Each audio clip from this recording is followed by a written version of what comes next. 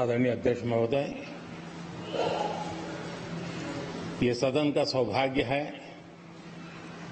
कि आप दूसरी बार इस आसन पर विराजमान हो रहे हैं।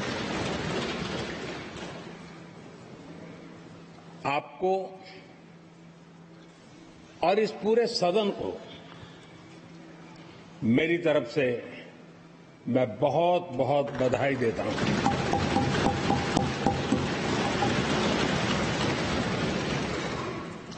आदरणीय अध्यक्ष जी,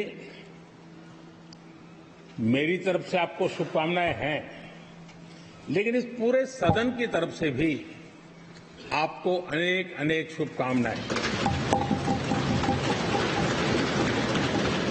अमृत काल के इस महत्वपूर्ण कालखंड में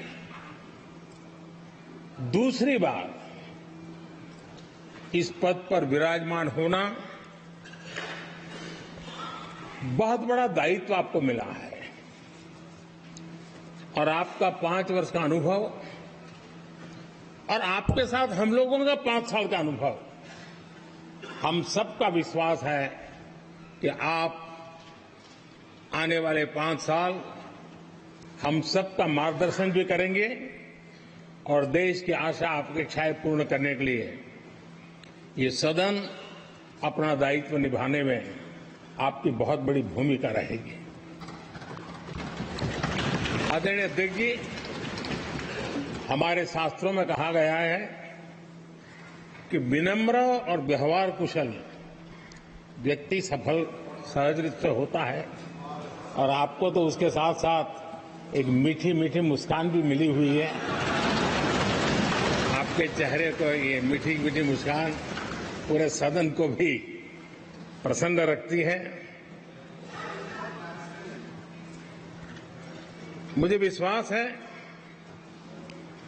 आप हर कदम पर नए प्रतिमान, नए कीर्तिमान गढ़ते आए हैं। 18वीं लोकसभा में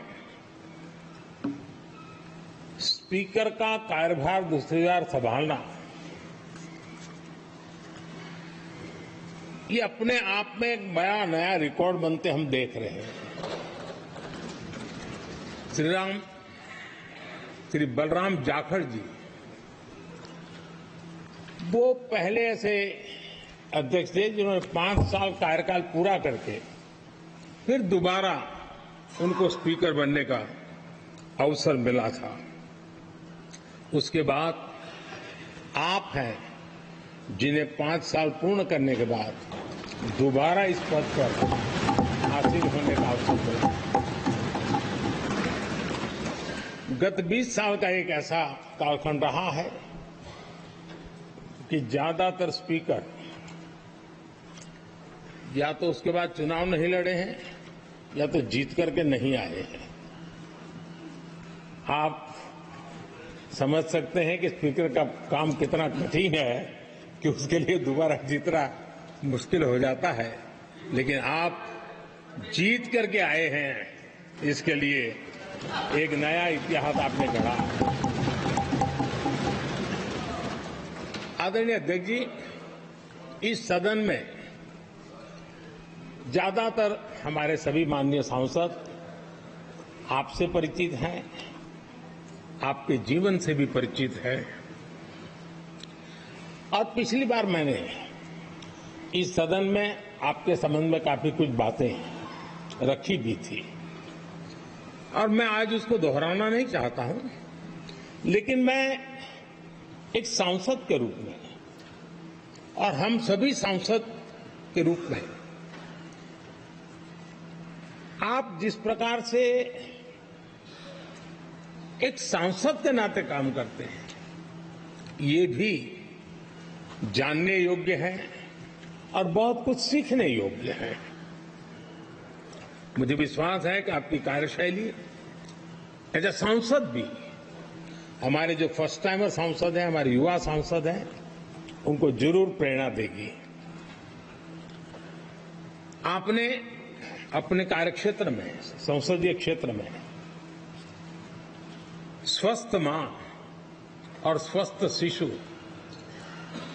एक कमिटमेंट के साथ जो अभियान चलाया है और सुपोषित मां इस अभियान को आपने जिस प्रकार से अपने क्षेत्र में प्राथमिकता देकर के खुद को इन्वॉल्व करके किया है वो वाकई प्रेरक है। आपने कोटा के ग्रामीण क्षेत्रों में हॉस्पिटल ऑन व्हील्स ये भी एक मानव सेवा का उत्तम काम जो राजनीतिक कामों के सिवाय करने वाले कामों में आपने चुना है वो भी अपने आप में गांव-गांव लोगों को स्वास्थ्य सेवाएं पहुंचाने में मदद कर रहा है। आप नियमित रूप से गरीबों को कपड़े, कंबल, मौसम के अनुसार छाता की जरूरत है छाता, जूते, ऐसी अनेक सुविधाएं समाज के आखिरी तबके के जो लोग हैं उनको खोज करके पहुंचाते हैं। खेलों में प्रोत्साहन देना आपके क्षेत्र के युवकों में ये आपने एक प्राथमिकता के रूप से काम उठाया है। आपके पिछले कार्यकाल में 17वीं लोकसभा में मैं कहता हूं कि संसदीय इतिहास का वो स्वर्णिम कालखंड रहा है। आपकी अध्यक्षता में संसद में जो ऐतिहासिक निर्णय हुए आपकी अध्यक्षता में सदन के माध्यम से जो सुधार हुए हैं ये अपने आप में एक सदन की भी और आपकी भी विरासत है और भविष्य में 70वीं लोकसभा के संबंध में जब विश्लेषण होंगे उसके विषय में लिखा जाएगा तो भारत के भविष्य को नई दिशा देने में आपकी अध्यक्षता वाली 70वीं लोकसभा की बहुत बड़ी भूमिका रही है। आदरणीय अध्यक्ष जी 17वीं लोकसभा में नारी शक्ति वंदन अधिनियम 2023, जम्मू कश्मीर पुनर्गठन विधेयक, भारतीय न्याय संहिता, भारतीय साक्ष्य बिल, भारतीय नागरिक सुरक्षा संहिता, सामाजिक सुरक्षा संहिता, digital personal data protection bill, मुस्लिम महिला विवाह अधिकार संरक्षण विधेयक, transgender persons protection of rights bill, consumer protection bill, direct tax विवाद से विश्वास विधेयक, सामाजिक आर्थिक और राष्ट्रीय महत्व के ऐसे कितने ही महत्वपूर्ण ऐतिहासिक कानून 17वीं लोकसभा में आपकी अध्यक्षता के अंदर इस सदन ने पारित किए हैं और देश के लिए एक मजबूत नींव बनाई है। जो कार्य आजादी के 70 साल में नहीं हुए आपकी अध्यक्षता में इस सदन ने इसको करके दिखाया। आदरणीय अध्यक्ष जी लोकतंत्र की लंबी यात्रा में कई पड़ाव आते हैं।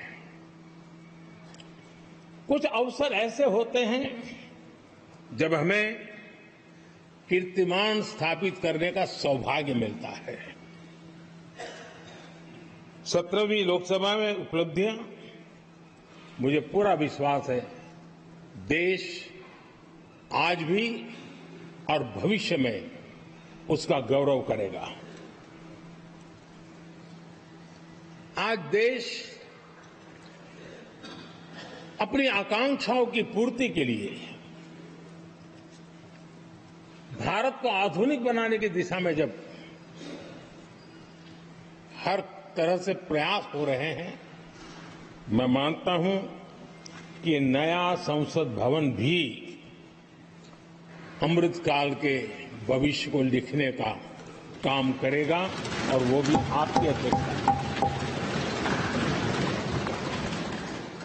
नए संसद भवन में हम सबका प्रवेश आपकी ही अध्यक्षता में हुआ और आपने संसदीय कार्यप्रणाली को प्रभावी और जिम्मेदार बनाने का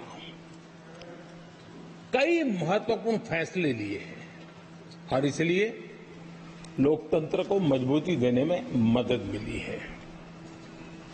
लोकसभा में हम पेपरलेस डिजिटल व्यवस्था से आज काम कर रहे हैं। पहली बार आपने सभी माननीय सांसदों को ब्रीफिंग के लिए एक व्यवस्था खड़ी की। इससे सभी माननीय सांसदों को भी आवश्यक रेफरेंस मटेरियल मिला। उसके कारण सदन की चर्चा अधिक पुष्ट हुई और ये आपका एक अच्छा इनिशिएटिव था जिसने सांसदों में भी विश्वास पैदा किया। हाँ, मैं भी कुछ कह सकता हूं, मैं भी अपने तर्क दे सकता हूं। तो एक आपने अच्छी व्यवस्था को विकसित किया है। आदरणीय अध्यक्ष जी, G20 भारत की सफलता के एक महत्वपूर्ण पृष्ठ है, लेकिन बहुत कम चर्चा हुई है, वो है P20 और आपके नेतृत्व में G20 देशों के जो पीठासीन अधिकारी हैं, स्पीकर्स हैं, उनका सम्मेलन आपकी अध्यक्षता में हुआ और अब तक P20 के जितने सम्मेलन हुए उसमें ये ऐसा अवसर था कि दुनिया के सर्वाधिक देश आपके निमंत्रण पर भारत आए और बहुत ही उत्तम प्रकार के निर्णय उस समिट में हुए और उसने विश्व में भारत की लोकतंत्र की जो प्रतिष्ठा है उसको गौरव देने में बहुत बड़ा रोल अदा किया है। आदरणीय अध्यक्ष जी, ये हमारा भवन ये सिर्फ 4 दीवारें नहीं है। हमारा ये संसद 140 करोड़ देशवासियों की आशा का केंद्र है।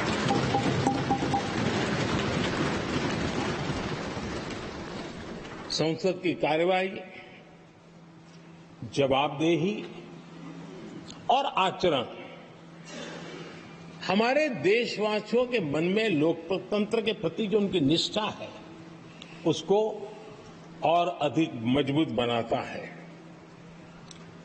आपके मार्गदर्शन में 17वीं लोकसभा उसकी प्रोडक्टिविटी 25 साल के हाईएस्ट लेवल पर 97% रही और इसके लिए सब माननीय सदस्य तो अभिनंदन के अधिकारी हैं, लेकिन आप विशेष अभिनंदन के अधिकारी हैं। कोरोना जैसे मुश्किल कालखंड में आपने हर सांसद से व्यक्तिगत फोन पर बात करके उनका हाल पूछा।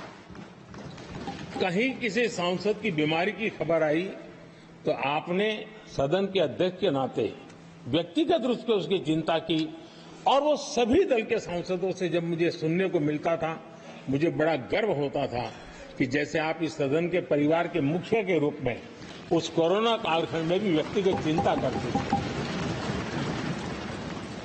कोरोना काल में भी आपने सदन का काम रुकने नहीं दिया। सांसदों ने भी आपके हर सुझाव को सर आंखों पे चढ़ाया।